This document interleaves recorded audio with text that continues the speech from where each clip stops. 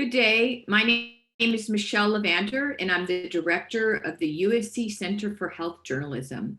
Thanks for joining us today for our webinar on state laws that take aim at transgender youth. Today, we'll be talking about a difficult moment for transgender youth. Many are still contending with all the challenges that came with limited independence while living at home during the pandemic, when home may not always be a supportive place. They're also confronting an onslaught of legislation seeking to limit their access to healthcare and participation in school and youth activities. More than 100 anti-transgender rights bills were introduced in state legislatures this year around the nation, and many focus on children and teens. Arkansas lawmakers overrode the governor's veto to pass the nation's first law prohibiting gender-affirming healthcare for minors. While the law faces a court challenge, other states are considering such bans. 8 states recently banned transgender youth from participating or competing in sports. Similar measures and more court battles are likely to follow. We'll be hearing from 3 distinguished experts today about the health and well-being of transgender youth in this environment. We'll look at the medical and mental health needs of young people as they transition and discuss barriers to care and insurance coverage. We'll examine the impact of policies that exclude and demonize transgender youth and what we can anticipate in the coming months on the policy front. We'll discuss the added burden of these challenges on young people of color, and we'll have a frank discussion of how journalists can approach coverage with nuance and sensitivity to ensure that they portray established science appropriately without giving a megaphone to hate groups. You can tweet about this webinar at the hashtag #transhealth. Our 3 distinguished speakers are Christina Olson, a professor of psychology at Princeton and director of the Human Diversity Lab. The lab is conducting several projects on gender development, including the Trans Youth Project, the first large-scale national longitudinal study of socially transitioned transgender children. Olson also is a 2018 MacArthur Genius Fellow.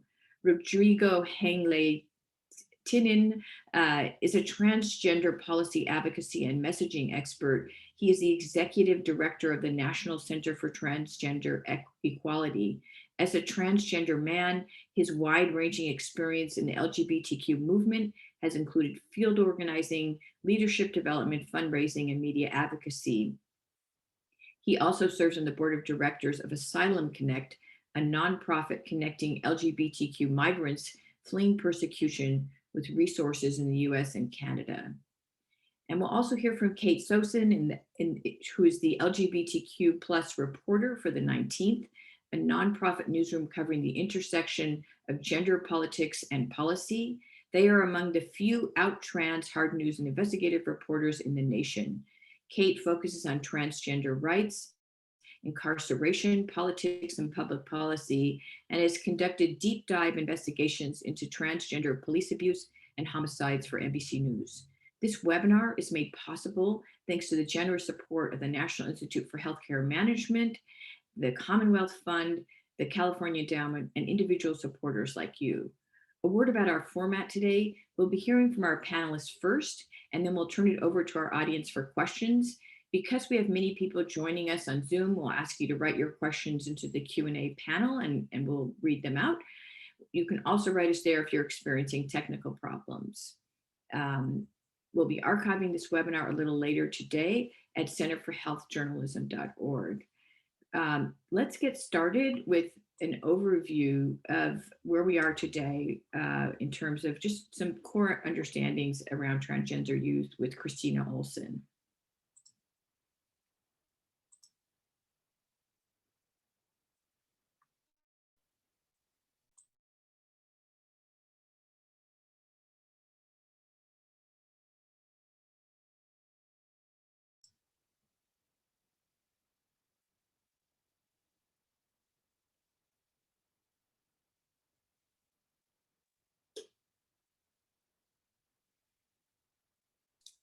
Hang on one second, that did not work. Christina, we can also pop up your PowerPoint if that's helpful. I've got it, I just was stuck unmuted. All right, can everybody see that okay? Yeah, that works fine. Thumbs up, okay, great. All right, so I'm really happy to be here today and have an opportunity to talk about some of the research that we've we and others have been doing on gender diversity. But before I get there, I want to start and make sure that we all get on the same page. I know many people here cover the kind of LGBTQ beat, but some people, this might be a new topic for you. So I'm going to do 2 quick slides of some basic terms to make sure we're all saying and meaning the same thing. First, as researchers and increasingly in the general public, we tend to make 3 important distinctions. That is the distinctions between sex, gender, and sexual orientation. We often think of sex, or what we sometimes call sex assigned at birth, as being a particularly biological category. It's often determined by sex chromosomes. I think of it as the thing the doctor or midwife or person declares the day that the baby enters the world. And the most common sexes, of course, are male and female, though importantly, there are also people who are intersex, whose categorization as male or female can't be simply made. Importantly, many intersex people do live as men and women in terms of their genders and consider themselves males and females. We're not going to be talking about them today, but I think it is important to highlight intersex people as an also understudied and understood group. We often distinguish sex from gender, which is thought of as the more social side of the coin. And we often hear about people who are men and women. Increasingly, we hear about people who identify as non-binary, but importantly, there's other gender identities as well. And finally, these need to be distinguished from sexual orientation, or who one is romantically or sexually attracted to. And again, we see a wide range of terms, including more and less common ones. Now, when somebody's sex assigned at birth and their gender identity match, we typically use the word cisgender. When they don't, in the ways that are expected in our culture, we usually consider that person to be transgender. I've been seeing a lot of, we're getting better at this, but I still see a lot of media reports that confuse transgender and being a sexual orientation. Importantly, you can be transgender and have any of the sexual orientations I just highlighted. Sometimes people use the word transsexual. Some people self-identify that way, but in general in media, we tend to be wanting to use the word transgender these days, and that's sort of the more up-to-date word. The word we do not ever want to see is transgendered with an ED. That would be an incorrect use of that word. One final term I just want to get out there is the idea of a social transition. I work primarily with prepubescent children for whom this is the only transition we're talking. This means that a child has changed the kind of external markers of their gender. So usually hairstyle, clothing, pronouns, and first name. Before puberty, this is the only transition that occurs. And it's usually distinguished from a medical transition, which we'll talk more about in a few minutes. Now, a few stats, probably if you know one thing about trans adults, you've heard that there are disparities in mental health and well-being. There are numerous studies, I've just put a few here, tons of studies demonstrating the disparity that we often see in anxiety, depression, suicidality. Importantly, we also see disparities in terms of discrimination and mistreatment on the job. We see that these disparities occur early in development. High schoolers already show these things, and old studies of gender diverse kids, importantly, these are older studies that were done before large numbers of kids were socially transitioning, but we saw also that gender diverse kids, even decades ago, also showed these disparities in health, in mental health. However, at the same time, we know that mental health seems to be strongly associated with social support. For example, here's just one study, but there are many showing that, for example, people who are rejected by their families have increasing rates of suicidality, depression, anxiety, and whatnot. Importantly, this is something I like to remind people is true of anybody. You don't have to be trans for this to be true. Anyone who is rejected by their family for any reason, we would expect to show these same kinds of disparities. Now, my research team was interested in what mental health might look like in a group of a cohort of transgender kids who are now being accepted by their families and who have socially transitioned in early childhood. Importantly, all the work I've just talked about has focus on people who did not do that as young people. And so what we wanted to know is how might the lives of these young, early transitioning supported youth look like? So we've been tracking about 300 binary trans youth, meaning they identified at the beginning of the study as a girl or a boy, along with 2 comparison groups. Our sample is widely geographically diverse throughout the United States and a few parts of Canada not featured here. On average, they transitioned at about 6.5 years of age. So again, these are pre-pubertal social transitions, meaning they change their pronouns and names, no medical intervention involved. They joined the study at an average age of 8. And we're hoping to follow them for 20 years.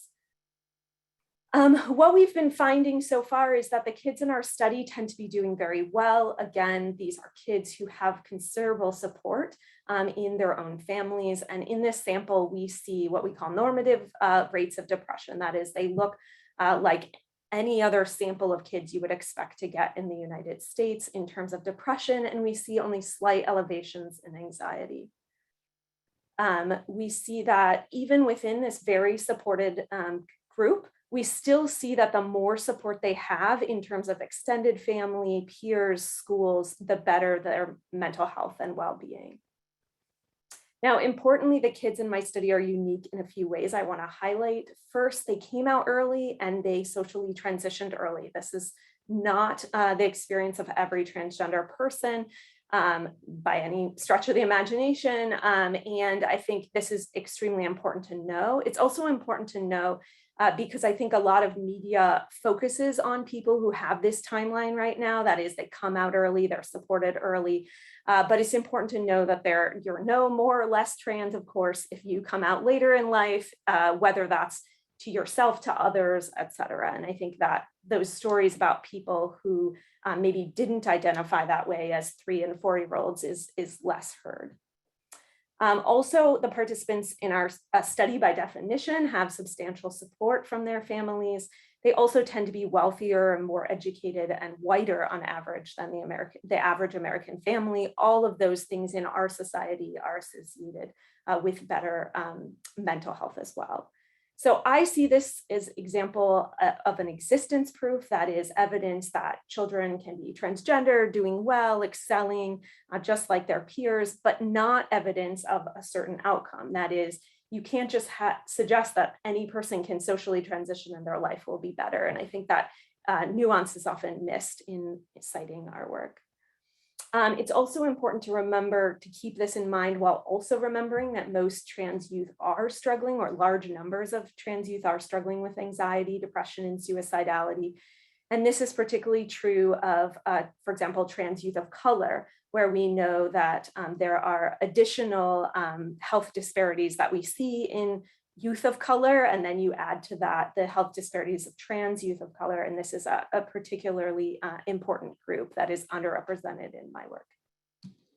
Just very briefly, I want to mention there have been some recent studies on the impact of COVID on transgender folks, especially youth.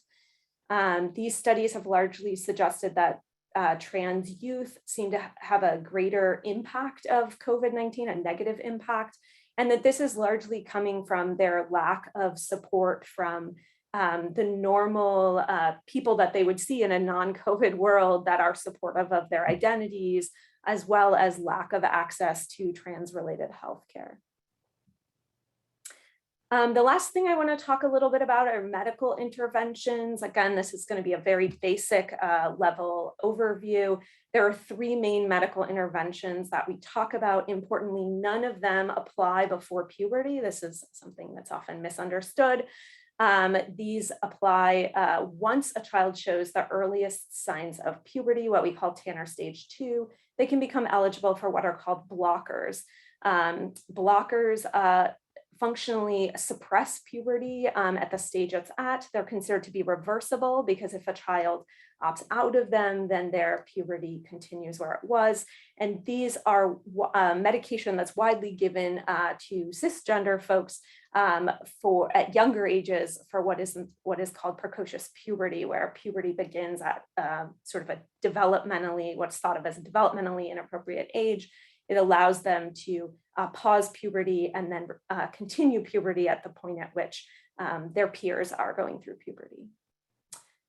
This next stage is often what are called gender affirming hormones. And, if a child is well into puberty, well beyond early stages, they might start at the level of hormones, just as a transgender adult might.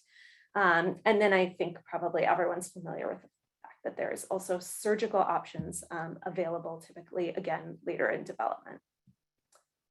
A couple take homes on the medical front. I think the one thing that every single person having anything to do with this topic agrees with is that we do need more research. And yet we also have to use the best research we have available, and the best research we have available suggests that including medical options for transgender youth is best available practice. The data that exist generally find improvements in well-being with each of those levels of medical transition that I described before. Here are a couple of examples of those papers. Important, there are no randomized control trials. Nearly everyone would consider those to be unethical as well as not feasible. That is, you can't just convince a parent to do something that they consider to be unethical. That wouldn't happen, and most scientists would agree that that's not ethical either. A few reminders, again, these are things that I think are sometimes missed in media reporting. Being trans is not synonymous with having these interventions. There are plenty of people who are trans who don't want them or only want a subset of these interventions. Importantly, some people do change their mind after beginning one of these steps, but the data suggests that the vast majority of people do not. And in addition, we see low rates of regret after these uses. The final point I want to make is just that every major medical organization supports the idea that trans youth should have access to these medical interventions with support from their families and doctors. And with that, I will end the slideshow and go on to the next speaker. Thank you. Thank you so much, Christina. We're going to turn now to Rodrigo. Hello, everyone. Yes, thank you, Christina, for that very helpful overview to make sure we're all on the same page about these big concepts. Again, my name is Rodrigo Hang-Leitonen. I use he, him pronouns, and I'm the executive director of the National Center for Transgender Equality. I am transgender myself. I'm a transgender man. And I'm here to talk much more from a policy perspective now that we have that foundational overview from Christina.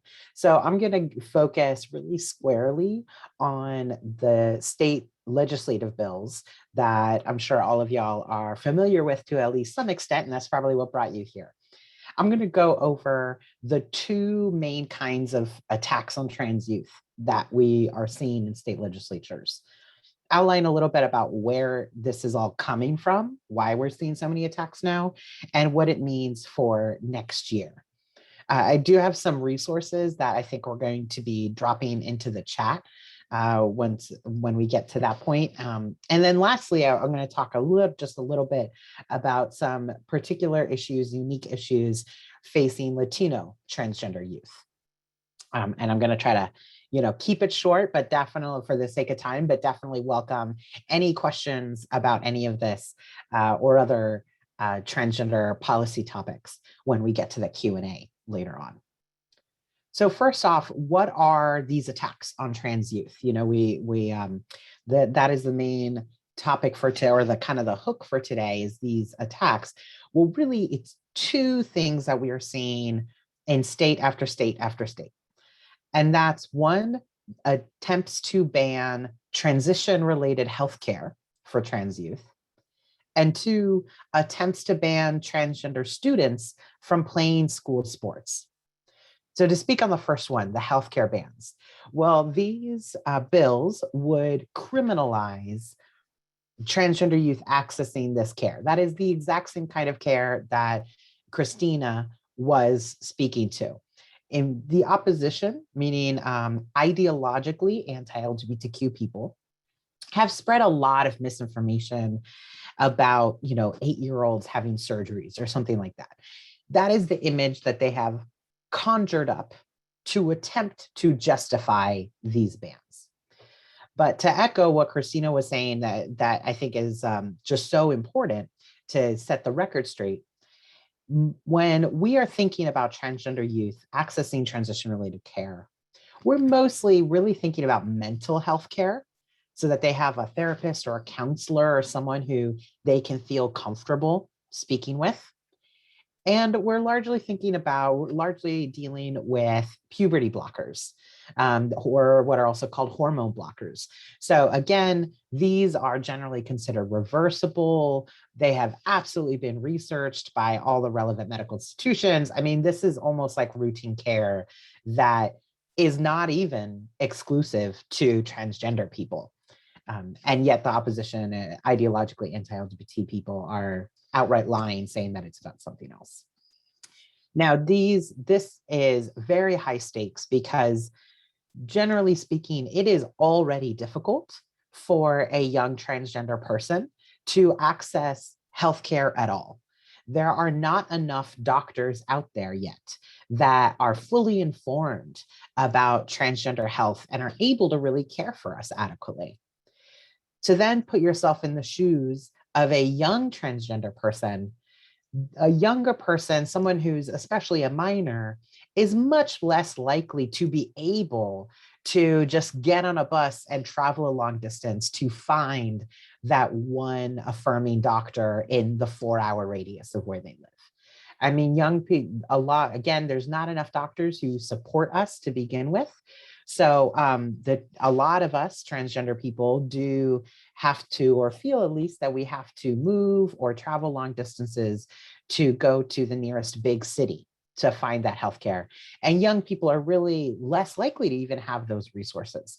So these kinds of barriers, these kinds of bills that put up even more obstacles and in a transgender young person's way, and even go so far as to criminalize that healthcare, that is very, very devastating.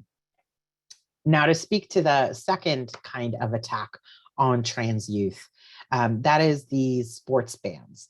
I'm sure we're all aware that sports has become this kind of controversy of the moment, unfortunately.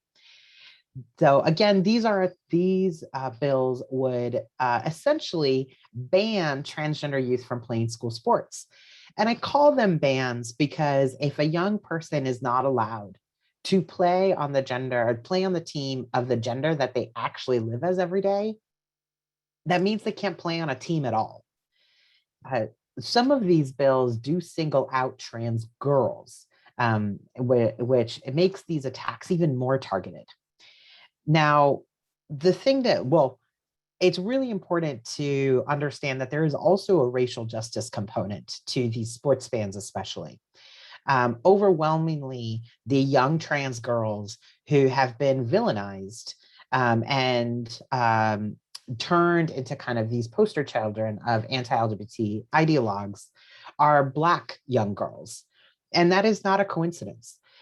Generally speaking, attempts to kind of regulate women's participation in sports and attempts to determine who is really a woman have fallen on the backs of Black women for essentially not having the same kinds of bodies that white Western society expects. There is a long history of this, including of many Black women athletes being excluded from the Olympics on grounds of them not being really women, even outside of transgender rights. These are not only transgender women, but even cisgender women have been kicked off of women's sports teams, if you can believe it. So, and again, they are overwhelmingly Black. So there is a long and unjust, unfair racial history to all of this as well. The thing to really, really keep in mind about both of these kinds of attacks, both the healthcare bans and the sports bans, is that they put a target on young people's backs. As adults, we are at our best when we are helping young people to thrive and to learn and to grow. But with these bills, we are actually bullying these young people. Where can you imagine being 16 years old? All you want to do is play on your high school volleyball team with your friends, and your governor is saying that you are some kind of demon. I mean, it is no coincidence that we see rates of bullying in schools go up against transgender youth in the states that introduce these kinds of bills. So they really single trans young people out. Trans young people are some of those vulnerable people in the transgender community, and these bills target them in a way that has a deep emotional consequence, even beyond the nuts and bolts of what the law would do. So now a lot of times people ask, where is this coming from? Why in the world are we seeing so many of these bills this year? It can seem like it came out of nowhere. Interestingly, this is a coordinated strategy by anti-LGBTQ ideologues. This is not organic. Instead, these are bills that were the draft language was floated around at conferences, conservative conferences, and on different listservs where anti-LGBTQ groups fully coordinated with each other to float these bills in state legislatures across the country. That is why we are seeing them in what seems all of a sudden. It was actually a coordinated strategy. And I think really that this strategy, they are picking this strategy because we're winning. And I know that that sounds counterintuitive. That sounds like a contradiction. But the thing is, these are the exact same organizations that fought marriage equality and that pushed the transgender bathroom bans of many years ago. If some of you may recall, HB2 in North Carolina was the most infamous example of a transgender bathroom ban. So these organizations fought marriage equality, and eventually they lost, and rates of support for same-sex couples actually went up by the end of this. These organizations then went after us on the bathroom bans and fought us, and eventually we won, and public support for transgender people rose. And now we are facing this again with going after trans youth. I really think that this is these same organizations, the same cast of characters trying to find new ways to undermine support for LGBTQ rights writ large. So although these bills are squarely about transgender youth, they are being pursued by people who want to hurt LGBTQ people across the board. And they see this as an avenue to get there. Therefore, we have every reason to expect that these bills will continue next legislative cycle. All of the states that faced one of these or both kinds of bills are likely to reintroduce those bills all over again next year when the state legislature reopens. Even the states where the bills were defeated, most of them do not have procedural limitations on bill reintroduction. There are a few tiny exceptions, but for the most part, there's nothing blocking a state legislator from reintroducing the bill. And all of our intel suggests that that will happen. So everything we saw this year, you can expect that in a fresh round of reporting to match next year as well. So now some resources to plug really quickly. On NCT's website, and again, that's the National Center for Transgender Equality, we have the State Action Center. It highlights the states that face the most egregious of these anti-trans youth attacks. And it writes the bill number, and the bill summarizes the kind of bill it was and the outcome, defeated, tabled, so on and so forth.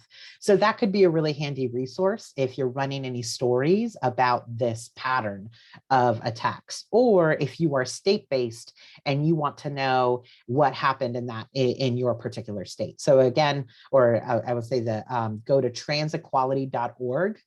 And look for the State Action Center. There's a big block link on our homepage. So again, transequality.org, and look at the State Action Center. Another resource that could be useful for you in your reporting is the US Transgender Survey, or USTS for short. NCT runs that.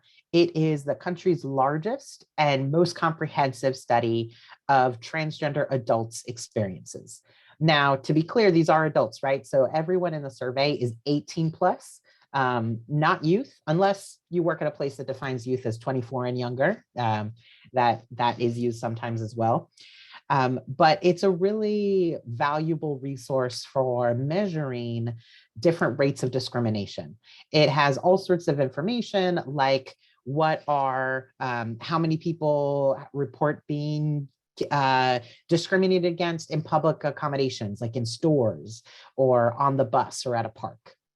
It does have information on people's experiences in schools, both when they were in high school, when they were younger, and in post-secondary education, as well as everything from healthcare to identity documents and so on and so forth.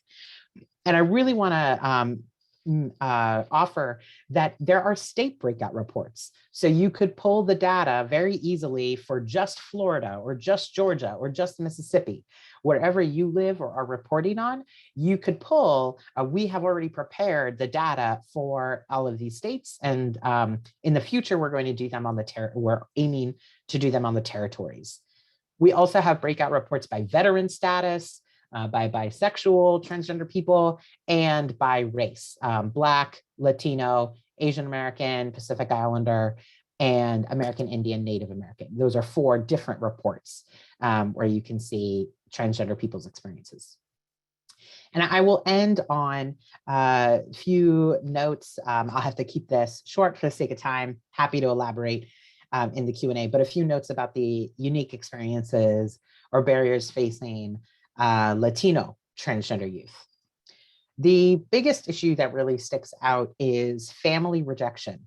I'm Latino myself, I'm Cuban American, and folks in our community are unfortunately and tragically more likely than white transgender youth to be rejected by our families. And that can be any range of things, from a family member stopping speaking to us, kicking us out of the home, sending us to quote unquote conversion therapy, anything like that. The USTS reports that I mentioned go into all of that, actually by race, go into family rejection, but Latino transgender youth experience this at higher rates.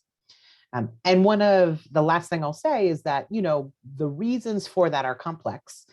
Certainly there are cultural pieces, but another part of this that I think is not as widely understood by non-Latino folks yet is language access.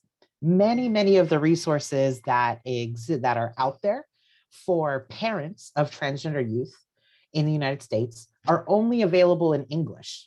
But older generations in our families sometimes speak Spanish. Not everyone, but a lot of times the older people in our family predominantly speak Spanish. Without having those kinds of resources available for our parents or our grandparents, our abuelos and abuelas, that does a real disservice, and it actually puts young Latino youth in greater harm because our families literally cannot even access the things that are supposed to make this safer for us. So language access, it's not the only unique barrier facing Latino trans youth, but it is a very big one that I think a lot of your audiences would resonate with, because language access is such a widespread issue, but folks often haven't connected the dots on that to transgender rights. So that could be another angle. And with that, I'll pause there. Thank you all. Thank you so much, Rodrigo, for this wonderful and wide-ranging overview. We're going to turn now to Kate. Hi all, thank you so much for having me. I'm so happy to be joining you and to be able to have this conversation today. I'm going to talk through about how we take this information, which is so valuable from Christina and Rodrigo, and turn that into reporting, which is what I do as the LGBTQ+ reporter at the 19th. So at the 19th, we are a very mainstream media outlet, but we are a small team, and we have the benefit of deciding to cover stories sort of from an angle that affirms the dignity and humanity of pretty much everyone that we cover, right? And I say that first and foremost because I think that we really take the mandate of speaking truth to power to heart. And particularly with trans folks, I think that this is something that mainstream media has really faltered on And so I am a non-binary trans person myself. It was really hard for me to break into media, in part because of that. I think that historically we've thought that you cannot report on communities that you're a part of. And I've been really grateful as I've gotten older and we've gotten more clarity that can be useful to be able to report in mainstream media on the communities that we're a part of. And so at the 19th, I think that we approach marginalized communities and say that we're going to draw a hard line and that there's not two sides to every argument. And particularly when we report on trans youth, we recognize that we have to affirm the dignity and humanity of these kids, and that there's not necessarily two sides to every debate. And we are lucky when we're covering trans kids that there's so much science that backs up a lot of the arguments for supporting trans kids, right? So what we do here is that we talk a lot about what is the settled science, right? Every major medical association affirms healthcare for trans kids, and we cite that in our reporting, and we just treat all of our sources with respect. So that is kind of like how we cover this. And then who are the groups that are pushing these bills, and what are their histories? A lot of these groups have historically said that LGBTQ people are pedophiles, and it's important to include that context. And in mainstream media, a lot of times we like to set these two opposing sides up. That's a sort of an interesting tension or a story, but it also might not be accurate. So digging into who are the opposing sides, is there goodwill on both of them, and who are the people who are most impacted? So following the science, talking to doctors, talking to experts. And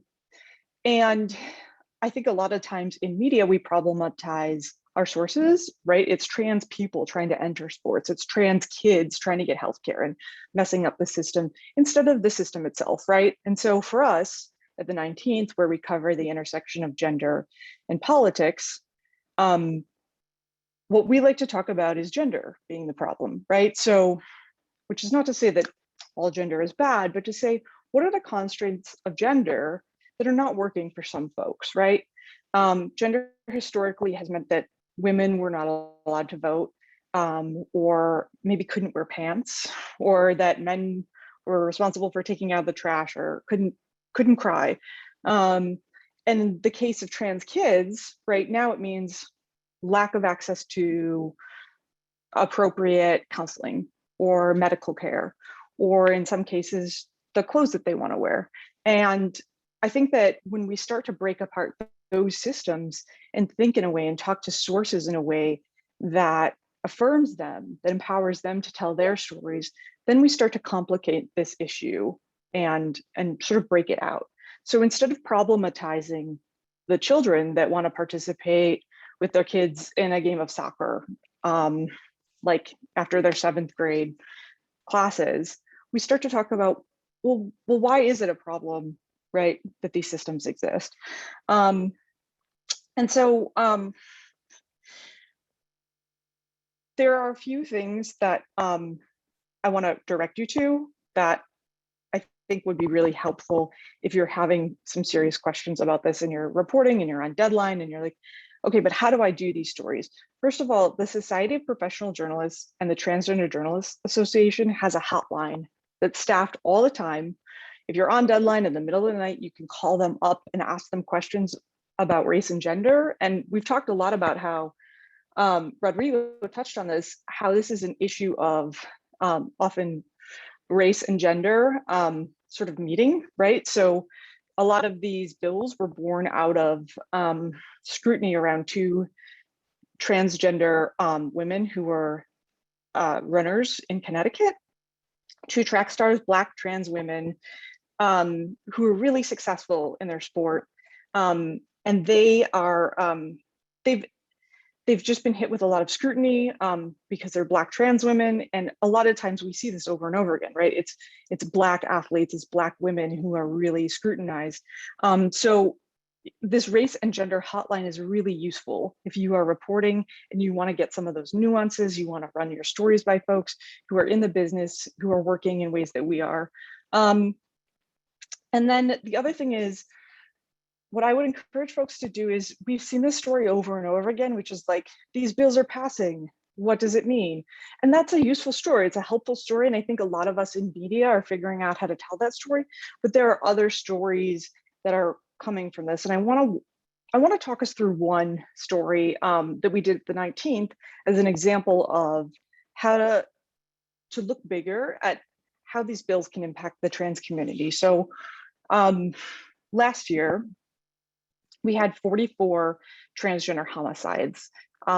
And I'll give you sort of an example of why this is such a big number. In 2017, we had the highest anti-trans murder rate that we had ever reported, and that number was 29. So 44 anti-trans murders last year was just, it was more than we could possibly wrap our minds around. It was such a high number. And part of that people thought was related to the pandemic and people being pushed into poverty. But the other thing that a lot of people were saying was there was such anti-trans animus in the country. People felt like the Trump administration had pushed a lot of anti-trans rhetoric, and people felt like these anti-trans bills had fueled a lot of that hatred. This year, we are now in August, there are 34 trans homicides. So the story that we did was we looked at those trans homicides and we talked to experts, and over again, they said, these bills are fueling hatred across the country. So we have bills being passed in rural parts of the country and people being killed in urban centers, right? Trans people being killed in urban centers. So even if New York is not passing these bills, trans people in New York are dying because of them. And that's where what happens in these states for kids might have dire consequences for adults that are far away from them. And so what I want to challenge us to do is to really think about how this changes the temperature for trans folks all over the country. What does it mean when state after state after state sends a message to kids and to trans people as a whole? We wish that you were not trans. You are not welcome here, and sends a message to cisgender people. Transgender people should not exist. And that, I think, is the message that I want to leave us with. And what kind of reporting can we do and challenge ourselves to do around that? I think there are endless stories. If I had every minute in the world, I could report forever on this. And there are endless stories to do. So yeah, I would invite you to connect with me. I would love to give you story ideas forever. And with that, I just want to thank you for having me. I'm really grateful to be here. It's such an honor. So thanks. Thank you, Kate. I know we just have just shy of 15 minutes, but maybe just before we're about to open it up to everybody. So please put your question in the Q&A part of the Zoom panel. But I just want to take advantage of your expertise and ask you to just maybe touch on a few of those story ideas, because I think that will be so important to this audience.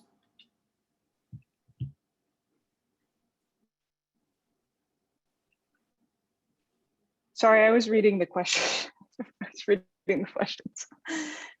Did you want me to say that again, Kate? Yeah, could you just quickly touch on what some of those story ideas are? Because I think a lot of people will want to hear that. Yeah, so you know, some story ideas. We've talked a lot about the role of sex education and how that might inform young people who are turning into adults and curbing trans homicides, but also all of us as we grow older. We've also talked a lot about like is this truly an issue that people care about? Like, what is the temperature of the nation and where are these bills coming from? Over and over again, people have done polls and gotten various answers about how popular these bills actually are and where they're coming from. And it seems like these are being pushed by a majority of lawmakers, and there's not a great amount of public support for them, that they're being pitched as like a cultural issue to rally support due to a loss in 2020 around the presidential election. And so political reporters especially, like, I'm deeply curious, like, is there actual support for this? Is this something that people want? The more that folks know LGBTQ plus people, trans people, the less of an appetite they really have for barring people from athletics, barring people, especially from healthcare, right? It's hard to have a personal stake in preventing someone else from accessing care that they want. And the more that we know about trans people, the harder this is to pass this kind of legislation. And so digging into what is the benefit of this, right? So yeah. And then also, I would say, Okay. I would challenge people to talk with trans kids and get their stories.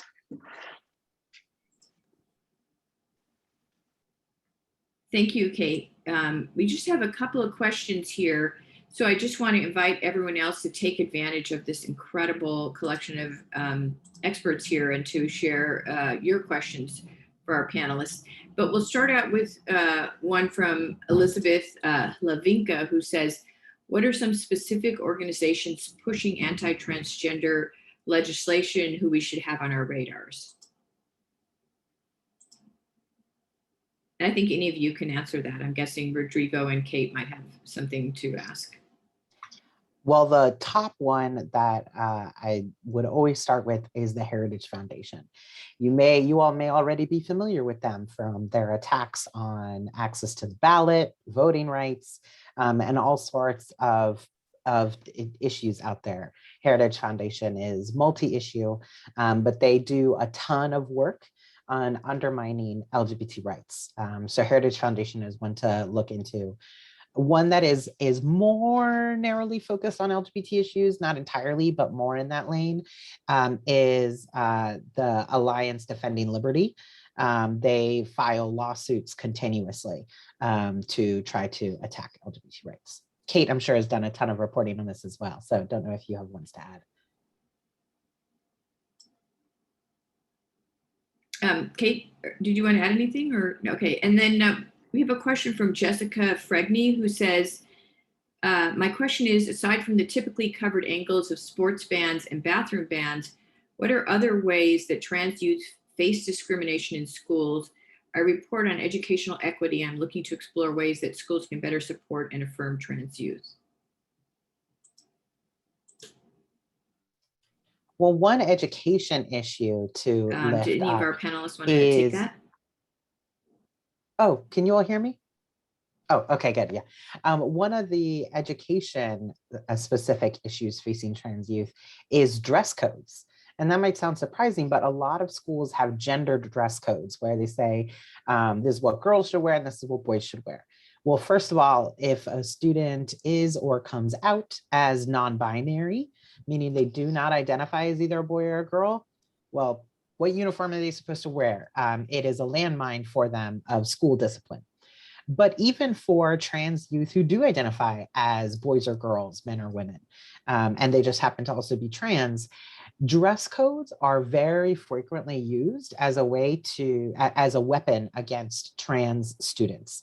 So a transgender girl goes to school wearing the girl's school uniform, but then she is disciplined because she is quote unquote supposed to be wearing the boy's uniform. So dress codes may sound like quite a bureaucratic detail, but they actually get weaponized against transgender youth a lot. And then that leads to push out because the student is, eventually suspended and the creates an hostile environment. And then the student, it's much harder for the student to just show up to class and learn with that kind of punishment facing them. Thank you. And Kate, did you want to add anything, or Christina, on that question? Okay. Sabrina Embler says, what steps do you take to protect trans kids who you speak with from the potentially harmful spotlight of being featured in the mainstream media? How do you decide on how many personal details to share? I would love to take this. I think that's such an important question. Yeah, I am really grateful that you asked this. I will often have a very frank conversation with both the kid and their parent about what it looks like to do this and what that could mean and what it has looked like for other people who speak to mainstream media, even if you're doing an article where it seems like, you know, just like not a controversial topic. When a trans kid is out in the media, they can get hate mail for years to come, and parents can get hate mail for years to come, and that is very real. So a lot of times when I do feature trans kids, I try to feature trans kids who are already out, who've already been in the media. And typically I will only use the first name of a trans kid unless that kid has been out in the media already, and defer to the parent about what feels safest. But we do have like a very in-depth conversation about what that's going to look like, and make sure that the parent and kid are both prepared to the extent that they can be before we do that, because it is really dangerous, and there's never a point at which I'm trying to convince the family to be like more out or more in the media, because yeah, it is super scary for people to enter mainstream media, and it can be really life-changing for these families. And Kate, just to add on that, have you also thought a lot about photos too, given all these concerns? Yeah, we have, and that's difficult. Like typically what you'll find working with organizations or families is that there are a group of families that are out, that are pretty like media savvy and media prepped, and those are the people that you want to go to. And that might be a little bit less like exciting to get a family that's like already media savvy, but it is more responsible than because these are families who are like prepared and have been through it and know how to handle it. But and they have been photographed already. They have photos, or they will allow photos. But yeah, just using photos of like a new family, that's also something that's really sensitive, and you should be wary of it. And the other thing is, if you're taking photos of a kid and this kid is in some stage of gender transition, that might not be a photo that they're going to want to exist of them later in life. And we should be really sensitive to that too. Yeah, and I would just add here that for any reporting on youth, they may not be thinking ahead to that, like you said, 3 or 4 years or 10 years down the line. So it's almost like I always feel, I don't know, Kate, that we have to be a little protective to have them think of questions they didn't think to ask themselves as they give a permission or something. We have a question from Charles Bouchard. What advice do you have for parents who realize their child is exhibiting signs of gender dysphoria?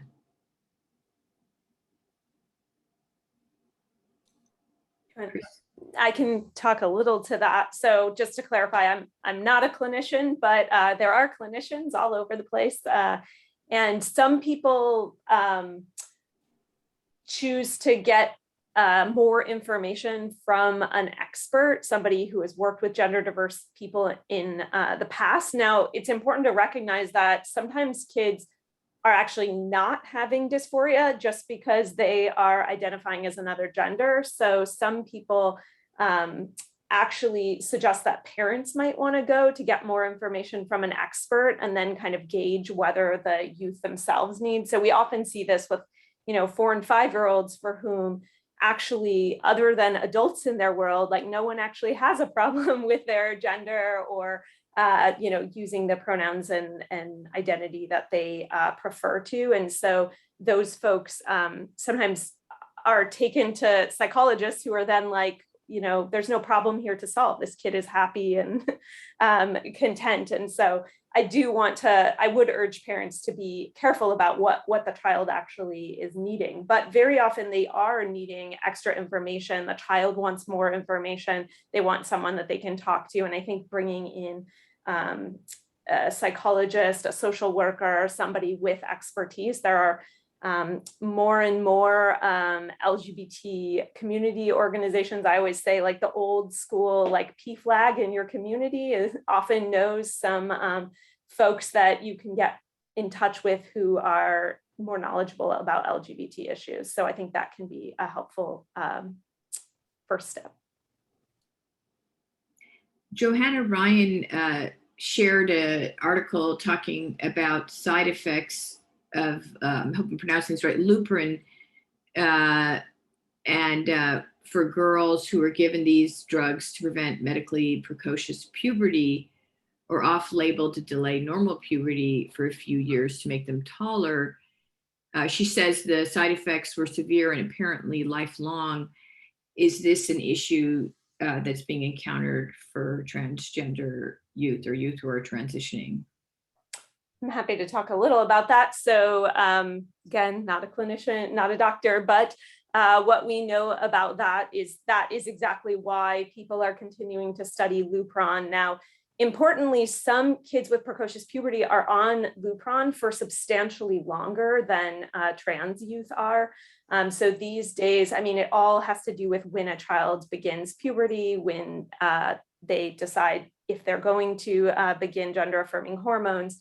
But often people recommend going on to hormones because it appears that going on to hormones or actually going off Lupron altogether help reduce some of the side effects. That said, I think that the way it's phrased in this question sounds like this is like a rampant side effect that is overstating what the actual evidence, to my knowledge, is. But certainly doctors are well aware. Every time I go to a conference on trans health, this is a discussion of like, how do we make medical care the best possible, and how do we weigh all the different pros and cons. But certainly I think you can use precocious puberty as a comparison, but it's not the same thing. Those are younger children often getting put on blockers and for longer, more extended periods. So it can't easily translate in that way. Alexander Perez says the observation about the lack of resources in languages other than English is very interesting. It seems like language and vocabulary is critical for trans issues, even amongst LGBTQIA. Are there any specific resources we can provide for Spanish speakers? Well, one resource that I know of immediately is on the GLAD website. So that's GLAD with 2 A's. They are an LGBT media advocacy organization. So they are umbrella LGBTQ, but they have a really, really robust Spanish language media program that a lot of English speakers don't know about, even if they know GLAD. Mónica Trasandes is the name of the person who runs the Spanish language program there. And I really, really encourage Alexander, since you asked the question, or anyone else on this call who, if you do any reporting in Spanish or you're covering Latino or Spanish speaking population issues, reach out to Mónica Trasandes or reach out to me and I can connect you, because she really works on this almost full time and knows a lot more. But one place you can start at it is GLAD, again, that's GLAD with 2 A's.org/Español. And I also, I think, put in the chat GLAD with 2 A's.org/familia. that also talks about LGBTQ issues in Spanish. And yeah, Kate, thank you for plugging Trans Lifeline. For anyone who doesn't know, Trans Lifeline is a resource for trans people experiencing crisis. It is a warm line, not a hotline. But for people struggling with mental health, it's a good, trans people struggling with mental health, it's a good place to turn. And they did just about this year, maybe late last year, start doing this fully bilingually in Spanish. And they're the only organization I know to do that in the United States. And then lastly, I would plug We Trans have a Latina question Coalition. from Beverly Byron. Sorry about that. Didn't mean to cut you off. Little Zoom Oh yeah, connection. it might be a Wi-Fi lag. No worries. Yeah. The last organization that could be a resource is Trans Latina Coalition. So Trans Latina Coalition operates fully bilingually in English and Spanish. They're based in California, but they actually then have chapters all over the country. So they're a great place to turn as well. And we have a question from Beverly Byron who says, is there any data that reveals that some adolescent children might be placed into the foster care system by their biological family once they disclose that they are LGBTQ? If so, what specific resources are available for these clients? Certainly there are data that LGBTQ youth are vastly overrepresented in the foster care system and in like homeless and street involved youth. So there's a plethora of data in academia and hopefully that reporters are reporting on about that issue. I guess that's what I have to say. Rodrigo and Kate, do you have more?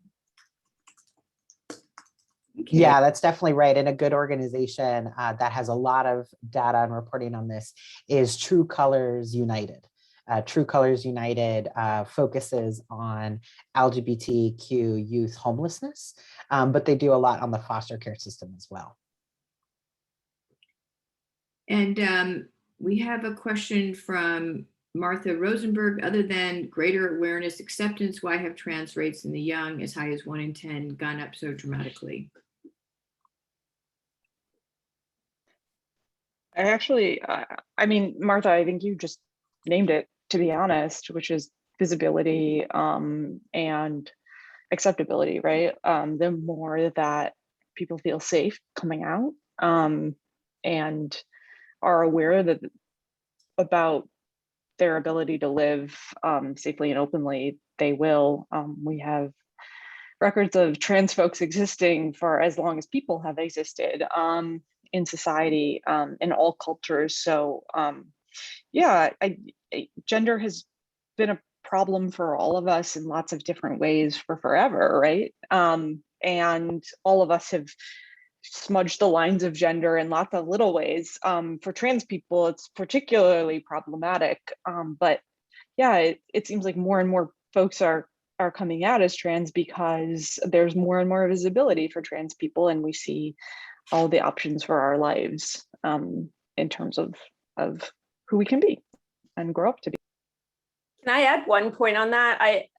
My personal pet peeve maybe in the media is that, I mean, I understand why there's a lot of attention on the young folks who are coming out, but I like to remind people that there's also hints that this might be true in older adults as well. And I've been talking to a number of people who who do surgery, and they've been talking about increases in the number of people in their 70s and 80s, for example, coming out.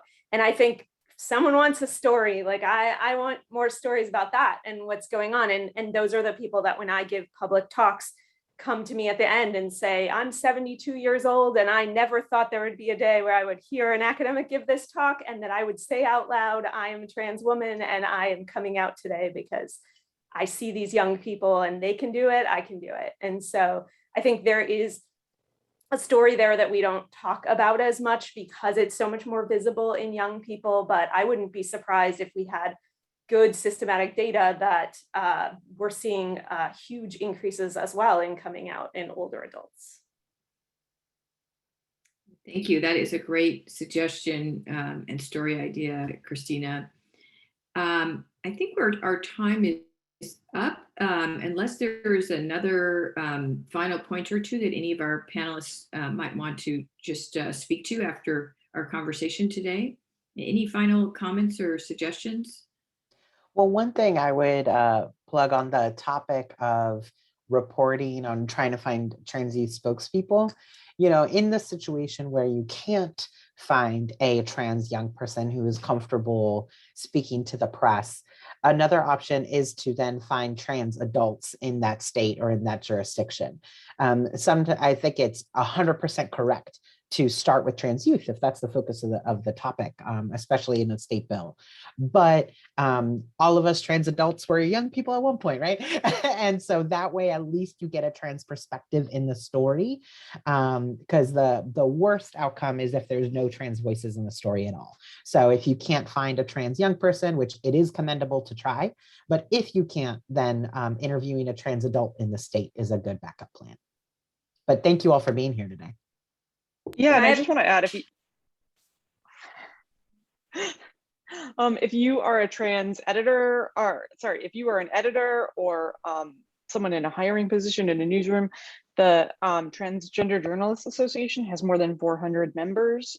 Almost none of them have full-time positions, and they're up for hire. So it is a travesty the low number of transgender journalists working full-time in this country, and your newsroom is better for it. So go to Trans Journalists Association, and I would strongly encourage folks to, you will be a better newsroom for getting folks in those newsrooms and getting them hired. Your stories will be better, and your staff will be more diverse and amazing. So please hit them up. And on a similar theme, I Thank just you, want Kate. And Christina, you were going to add something too, I think. Yeah, I just wanted to highlight that when it comes to getting experts for stories, a lot of people come to me, and people like me who are cisgender researchers. And I want to remind everyone there are lots of transgender experts who are researchers as well. And so you should feel free to ask me, or any number of other people, and we're happy to refer you. Like, we need trans voices at all levels, including as reporters, including as people featured in stories, but also as experts who have scholarly contributions as well. Well, I want to thank our wonderful panelists and also our audience for all of their great questions. This webinar will be archived on centerforhealthjournalism.org. We'll also be sending you a quick survey and ask you to fill out what you liked and didn't like and your ideas for what would most interest you for future webinars. We look at those closely. And should you want to support our webinar series, Health Matters series, you can simply send a text to 41444, and there's simple instructions to do that. Thank you all for joining us, and have a wonderful day.